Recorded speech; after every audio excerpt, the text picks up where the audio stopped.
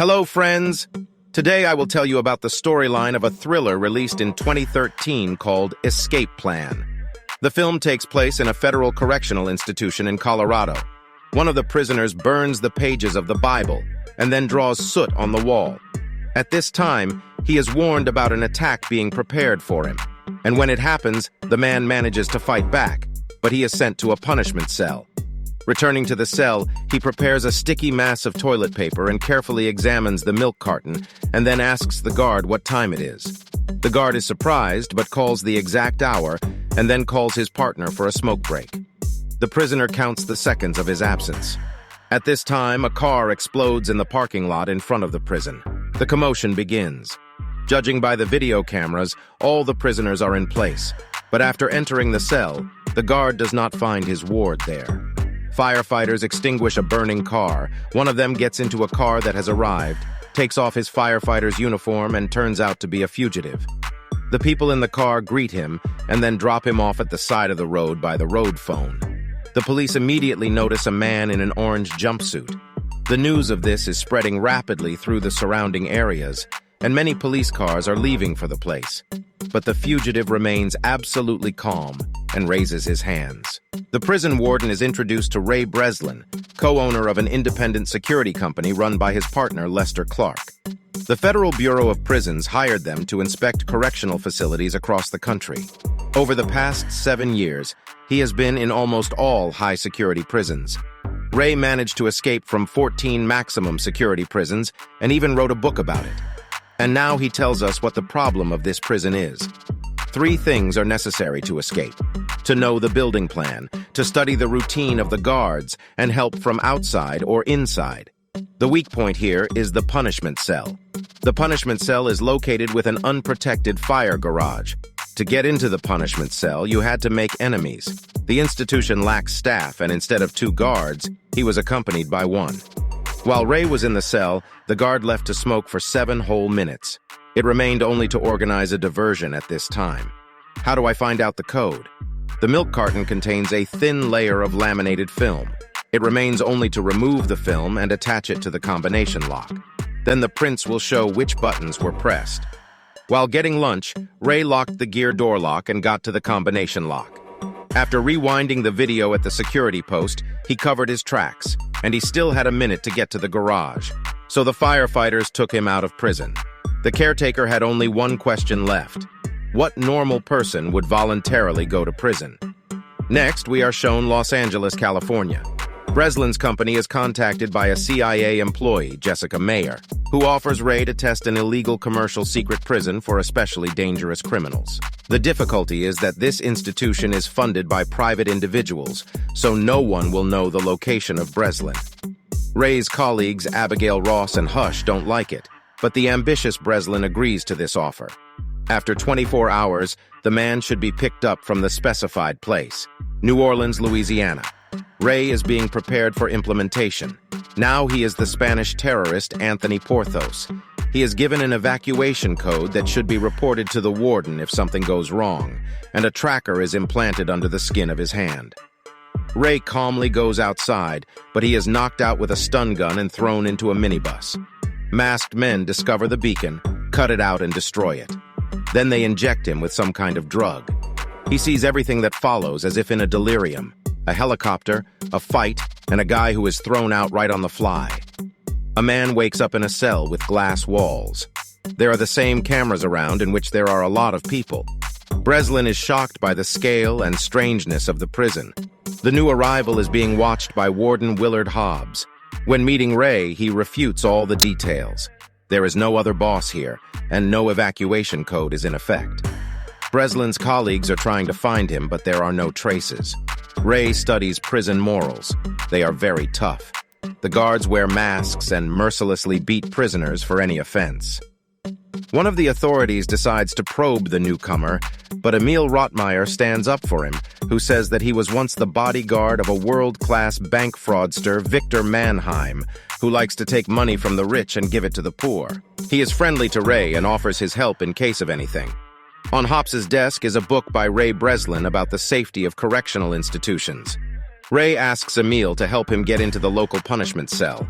They stage a fight between themselves, after which they are both placed in an isolation ward, a tiny room where prisoners are continuously illuminated with huge and very hot lamps.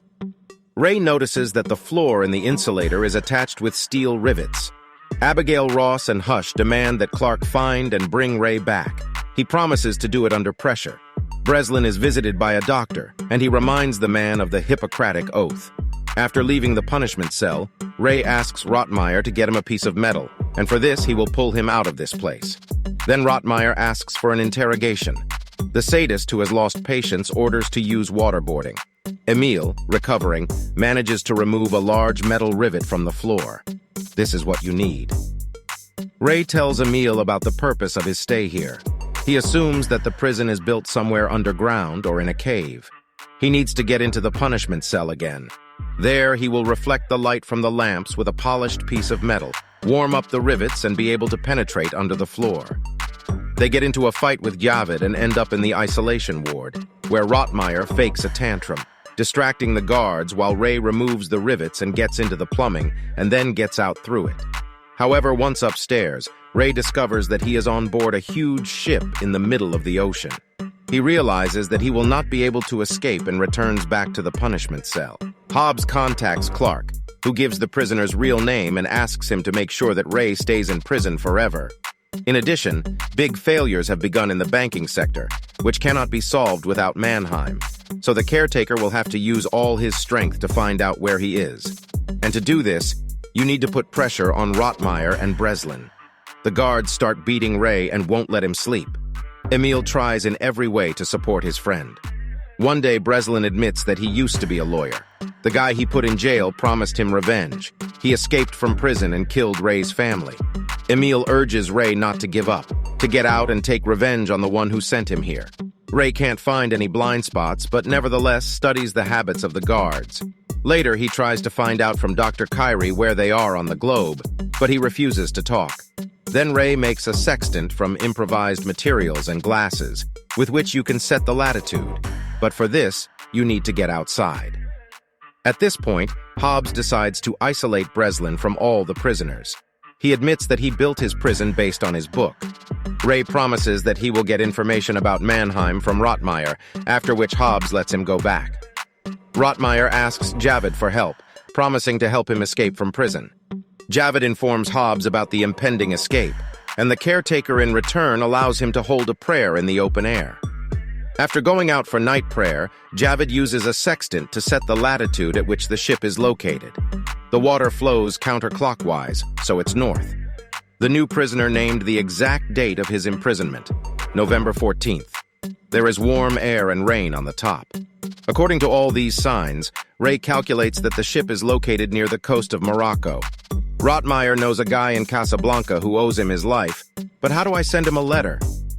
Ray finally manages to win over the doctor, reminding him of his Hippocratic Oath, and he sends a message to an influential Moroccan acquaintance of Rottmayer. Next, Hobbs notices how Ray asks Muslims to stage a riot in one of the blocks, after which they increase security there. However, Ray, Rottmayer, and Javid, remaining in another block with thinned guards, arrange a riot, during which they manage to escape to the utility room and turn off all the surveillance cameras. However, Hobbs manages to block all the doors, which is why the fugitives cannot get out through the hatch, and then sends a squad of guards after them, who find the heroes using motion sensors. Ray and Rottmayer engage in a shootout with the guards, in which Javid is seriously injured. Locked in one of the rooms, Ray turns off the motion sensors.